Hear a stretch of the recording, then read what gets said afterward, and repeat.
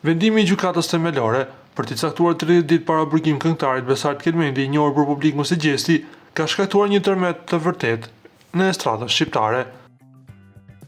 Ndërsa institucionet e drejtësisë po vijnë me procedurat e tyre ligjore, komuniteti i artistëve ka nisur të rreshtohet hapur në mbështetje të kolegut të tyre.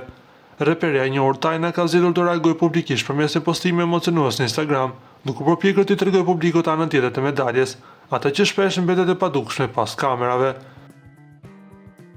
Duke ndarë një foto të ngrohtë ku dy shihen dukur përqafuar në skenë, Tajna ka dhënë një mesazh të thellë.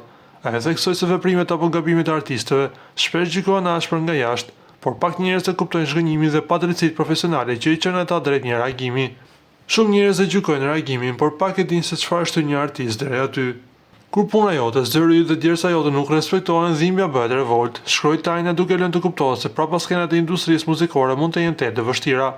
Për Tajnën, ky nuk është thjesht një problem individual i Gjestit, por një betejë që preket nga shumë krijues. Ajo bërë një thirrje të hapur për solidaritet mes artistëve në momente të tilla kritike.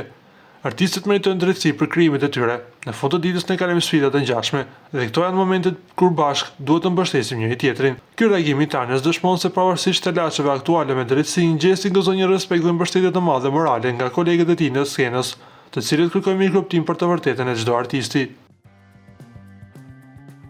Para se të ndiqni lajmin, ju lutem klikoni tek butoni subscribe për të marrë të rejat më të fundit nga showbizi shqiptar. Faleminderit.